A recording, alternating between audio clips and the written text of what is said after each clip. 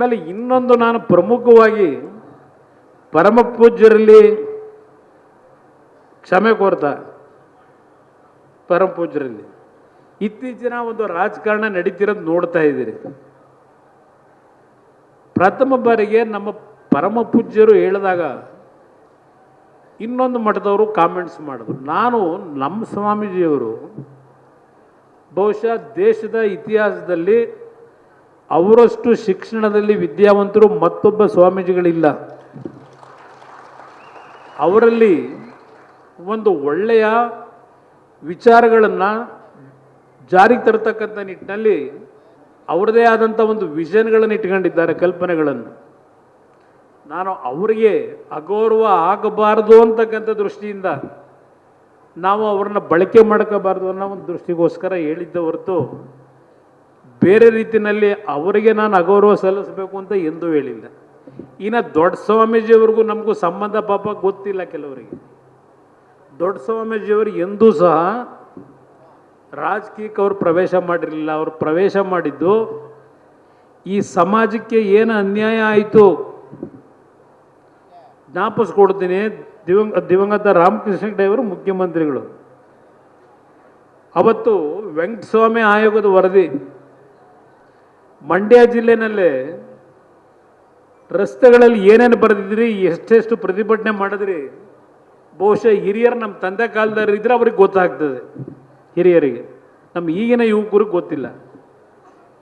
ಆಗ ಗುತ್ತಲಗೌಡರು ಅಂತೇಳಿ ವಕೀಲರ ಸಂಘದಲ್ಲಿ ಒಬ್ಬರು ಸೆಕ್ರೆಟರಿ ಇದ್ದರು. ಅವರು ಬಂದು ದೊಡ್ಡವ್ರ ಹತ್ರ, ದೇವೇಗೌಡರ ಹತ್ರ, ಇಲ್ಲ ನಮ್ಮ ಸಮಾಜಕ್ಕೆ ಇವತ್ತು ಅನ್ಯಾಯ ಆಗಿದೆ ಈ ಮೀಸಲಾತಿಯಿಂದ, ಯಾರೂ ಧ್ವನಿ ಎತ್ತಿಲ್ಲ, ದಯವಿಟ್ಟು ಇದ್ರ ಬಗ್ಗೆ ಏನಾದರೂ ನೀವು ತೀರ್ಮಾನ ತಗೋಬೇಕು ಅಂತ.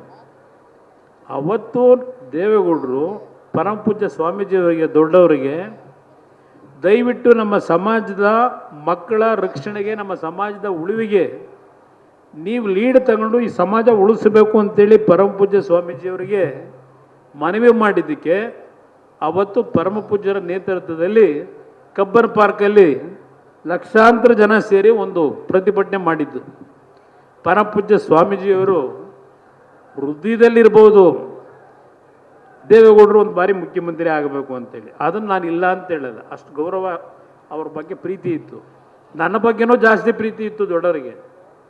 ಆದರೆ ಕೆಲವು ಸನ್ನಿವೇಶಗಳಲ್ಲಿ ಈ ಥರ ಒಂದು ರೀತಿಯ ಅನುಮಾನಕ್ಕೆ ಎಡೆ ಮಾಡ್ಕೊಳ್ಳೋದೇನಿದೆ. ಅವರು ಸ್ವಾಮೀಜಿಯವರು ಅವತ್ತು ಈ ಸಮಾಜ ಉಳಿಸ್ಲಿಕ್ಕೆ ಬೀದಿಗೆ ಬಂದರು.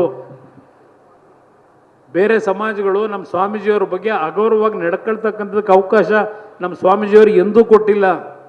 ಬೇರೆ ಸಮಾಜದ ಒಂದು ಕುಟುಂಬಗಳಿಗೆ, ಬೇರೆ ಸಮಾಜದಲ್ಲಿ ಸ್ವಾಮೀಜಿಗಳು ಇಲ್ಲೇ ಇರತಕ್ಕಂಥ ಸಮಾಜಗಳಲ್ಲಿ ಪರಮಪೂಜ್ಯ ಸ್ವಾಮೀಜಿಯವರೇ ಅವರಿಗೆ ಟ್ರೈನಿಂಗ್ ಕೊಡಿಸಿ ಹಲವಾರು ಸಮಾಜಗಳ ಮಠಾಧೀಶರನ್ನ ಸೃಷ್ಟಿ ಮಾಡಿದರೆ ಅದು ಬಾಲಗಂಗಾಧರನಾಥ ಸ್ವಾಮೀಜಿಗಳು ಅಂತಕ್ಕಂಥದ್ದು ನಾವು ಯಾರೂ ಮರೀಲಿಕ್ಕೆ ಆಗೋದಿಲ್ಲ.